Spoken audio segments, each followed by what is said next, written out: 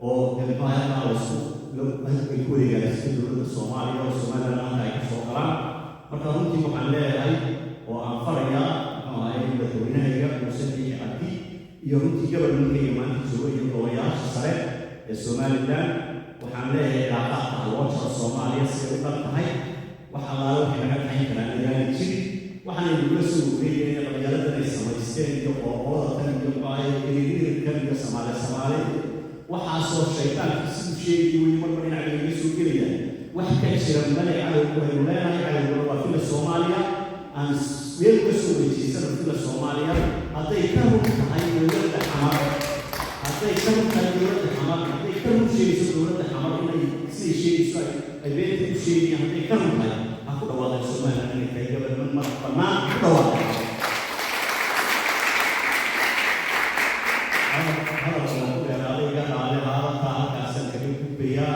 إن شاء الله أنا يقول لك يومين لها حكى العالم ونبرر تاجرنا هاي مركز يومير استجابنا ونكون من السوماليان ونصوح السوماليان إن شاء الله بإذن الله تعالى كل يوم يديك الشركة شغلنا وحناها يلغاها وسيما جزاكم الله خير ألف خير بارك الله فيكم أهلا بيوسف البكاري لدينا السلام عليكم ورحمة الله وبركاته. حلي بلدي كرتون بانده.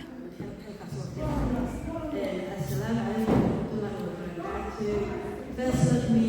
thank my ex-colleague, Mohamed Marouf, sister and councillor-elect, and our sister who is accompanied us here today. Thank you very much for always being friends of Somaliland and your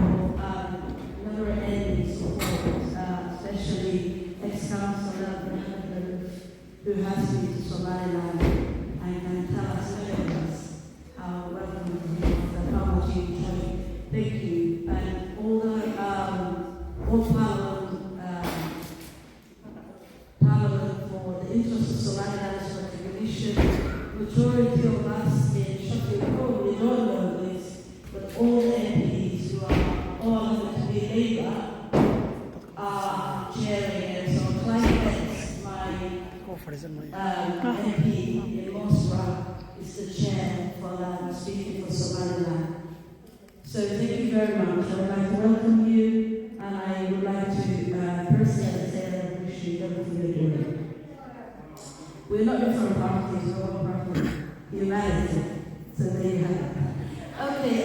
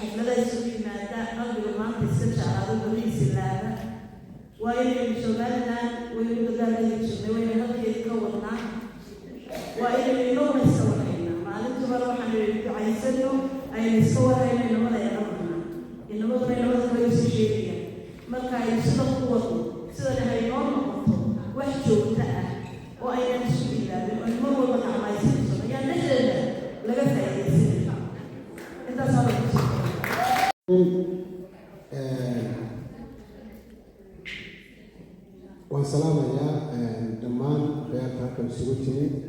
aad baan ugu mahadnaqayaa haweenka soo qabanqaabiyey xafladan waa maasha allah weeyaan waa xaflad qurux badan daa'imana saa loo sheegay dumarku waxa weeyaan waa ka hormood wax kasta oo qaranka loo qabanayo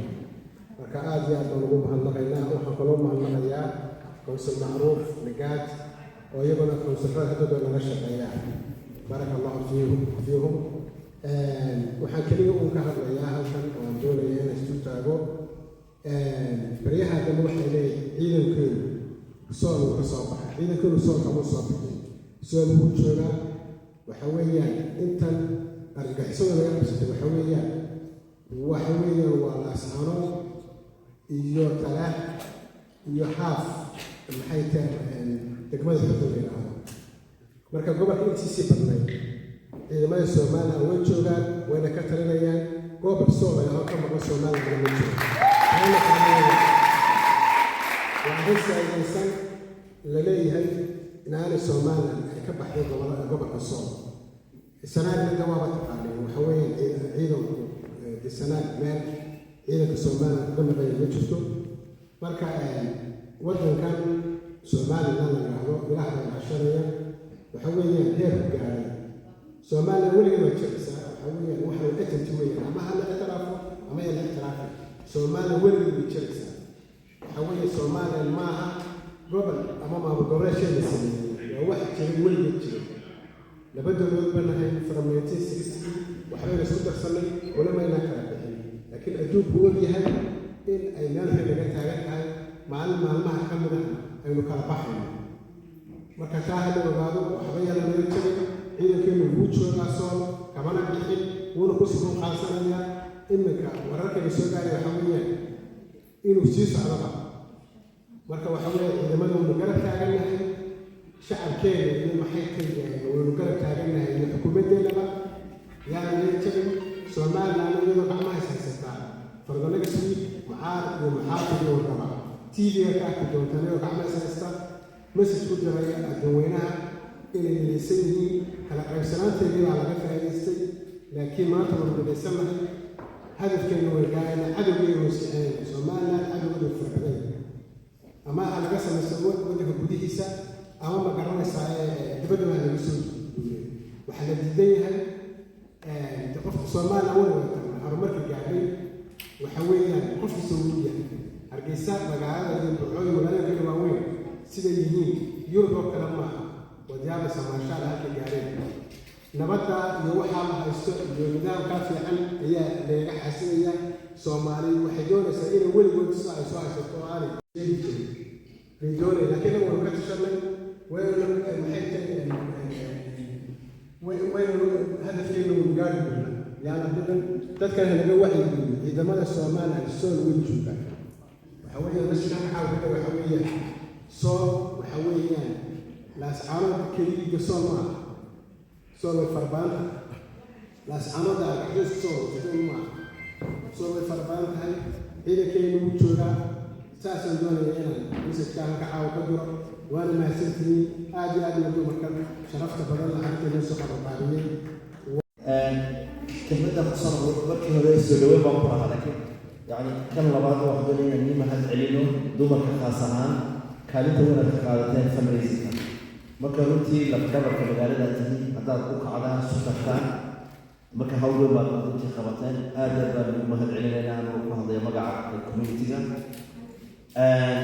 تاسو حدونا يا بنتي وما حدنا للسعودية وحنا نقول لي يا هل كان كسوة الحوش مرة بس تمادا وحي ودكسين أي لو ودكسين وايد قالوا إنه